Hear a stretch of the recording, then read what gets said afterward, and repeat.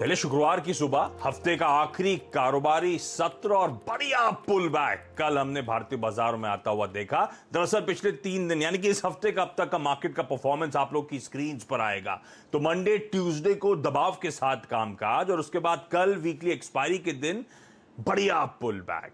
तो कल हुआ क्या? शुरुआत कमजोर नोट पे हुई थी जैसी चर्चा हो रही थी। इनफैक्ट एक समय शुरुआती ट्रेड में निफ्टी 150 पॉइंट नीचे था। वो इंटरडे चार्ट्स एक्टर आप स्क्रीन पे दिखाइएगा, निफ्टी की 150 पॉइंट नीचे था। वहां से गजब की रिकवरी, बिल्कुल मिरर इमेज थी जो ट्यूसडे का सेशन था। ट्यूसडे को क्या हुआ था? गैप अप के साथ शुरुआत और दिन के लोज पे बंद। कल मिरर इमेज थी कि लोज से शुरुआत और फाइनली दिन के हाईज पे जाके बंद होते हुए नजर आए। तो 150 पॉइंट नीचे वाला निफ्टी फाइनली बंद हुआ 110 पॉइंट ऊपर। 260 पॉइंट का लोज से स्विंग और सारा क्रेडिट जाता है निफ्टी बैंक को, फाइनेंशियल्स को। निफ्टी बैंक की तस्वीर दिन के दौरान गजब की बदली। 1000 पॉइंट का लोज से मूव आया और उसने सपोर्ट करा। इनफैक्ट इवेंचुअली 14400 के ऊपर कर हमने वीकली एक्सपायरी दर्ज करी। मेरे ख्याल से सबको पॉजिटिवली सरप्राइज किया होगा कल की एक्सपायरी ने। लेकिन आज के लिए संकेत कैसे हैं शुक्रवार के? ये हम एक तो लास्ट लेग में पहुंच चुके हैं इस सीरीज, इस अप्रैल सीरीज के, है ना। अगले हफ्ते मंथली एक्सपायरी की तैयारी करनी है, लास्ट लेग है। और इस लास्ट लेग की जो शुरुआत के आगाज के जो क्यूज आ रहे हैं, गड़बड़ा रहे हैं। यूएस मार्केट्स में कल एक दिन तेजी एक दिन मंदी वाला मूड चल रहा है। तो वेडनेसडे की तेजी के बाद कल हमने दबाव के साथ कामकाज होता हुआ देखा। इनफैक्ट अक्रॉस बेंचमार्क्स 1% की कमजोरी थी। तो तब और अब एक बार स्क्रीन पे दिखा दीजिएगा क्विकली। हम डाइजेस्ट करके गए थे जब हम कल शाम को 3:30 बजे, तब डाउ तब नैस्डैक फ्यूचर्स दोनों एकदम फ्लैट थे और एक्चुअल सेशन में दोनों में 1% का दबाव था। तो अगर इक्विटी मार्केट्स का परफॉर्मेंस जो डाइजेस्ट किया उसको देखना है तो दबाव भाई तगड़ा देखने को मिला यूएस में। लेकिन बाकी के पैरामीटर्स को लेकर कोई इश्यू नहीं है। डॉलर इंडेक्स, बॉन्ड यील्ड, कच्चा तेल, ये सब कंसोलिडेट करते हुए नजर आ रहे हैं। तो मिक्स क्यूज हैं। यूएस में दबाव था और आज डाउ फ्यूचर्स इंडिकेट कर रहे हैं कि कल के प्रेशर के बाद 31 पॉइंट का उछाल, इस समय शुरुआती टिक्स में 30 पॉइंट के उछाल के साथ शुरुआत होने के इंडिकेशंस।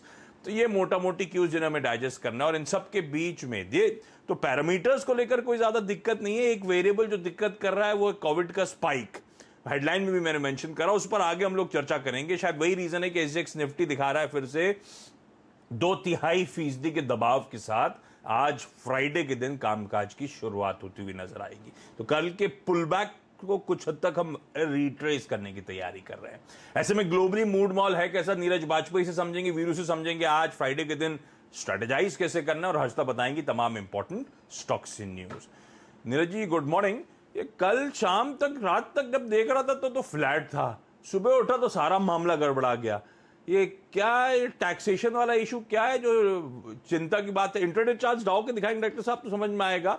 एकदम से मैसिव सेल ऑफ आया था जब वो कैपिटल गेन्स के इश्यूज सामने आए थे। ये तो बाइडेन साहब ने कह रखा था, ये तो वॉक द टॉक है ना? हाँ, कह रखा था लास्ट वीक, आपको याद होगा। एक्चुअली फ्राइडे को हम और हर्षदा चर्चा कर भी रहे थे कि एक नया टैक्स प्रपोजल आने वाला जो नेक्स्ट वीक अप्रूवल मिलेगा उसको।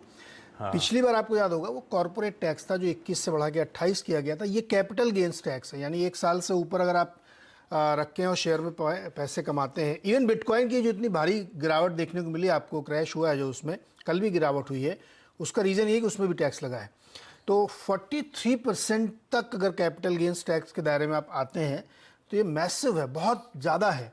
तो उसकी वजह से कल मार्केट में अच्छी खासी पिटाई देखने को मिली क्योंकि ये प्रपोजल रख दिया गया है और अब इसी को अप्रूवल आई है। तो हालांकि ये अनाउंस्ड पहले से थे कि कैपिटल गेन्स भी बढ़ाएंगे, वेल्थ टैक्स भी लगाएंगे, अभी एक वेल्थ टैक्स भी आएगा आगे, और कॉर्पोरेट टैक्स। तो ये जो $2.25 ट्रिलियन का एक पैकेज है वो, और ये जो कैपिटल गेन्स टैक्स लगाया जा रहा है, ये सब जो है इसके लिए ही किया जा रहा है।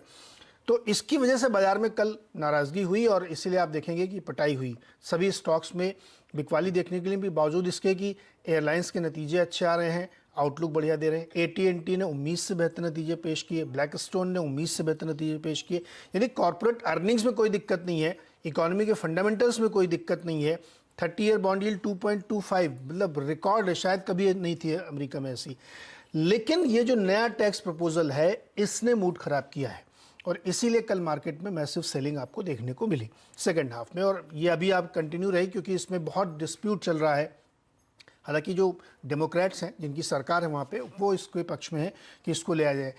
लोगों का विरोध इसलिए कि इसका खर्चा कहाँ किया जाना है, केटन एजुकेशन में खर्चा किया जाना है, चाइल्ड केयर में खर्चा किया जाना है, और माइग्रेंट लेबर्स जो आते हैं, जो माइग्रेंट्स हैं अलग अलग देशों के, उनके वेलफेयर में खर्च किया जाना है। इसलिए लोगों के बीच में थोड़ा सा अनरेस्ट है, कॉमन जो मिलेनियर हैं यानी 1 मिलियन से ऊपर जिनकी कमाई उनके ऊपर, तो ये कल बाजार गिराने का बड़ा काम कर रहा था। दूसरा, एशिया की तरफ आप आएंगे तो जापान में स्टेट ऑफ इमरजेंसी लगाने की तैयारी हो चुकी है, और कोविड की वजह से तो कई सारे स्टेट्स में, तो टोटल 4 जो उनके डिवीज़न्स हैं टोक्यो को मिला करके उस में लगने वाली है, तो इसलिए वहाँ पे भी दिक्कत है। तो बड़ा मैसिव जो सेल ऑफ है वो टैक्स की वजह से है। दूसरा, कोरोना की चिंता डेफिनेटली एशियन मार्केट में या एशियन कंट्रीज़ में, खासतौर पे इंडिया में बहुत ज़्यादा है। इसकी वजह से आपको ये वीकनेस देखने को मिल रही है, और चूँकि अब वीकेंड वाला सेशन है तो और उसका असर आपको देखने को मिलेगा।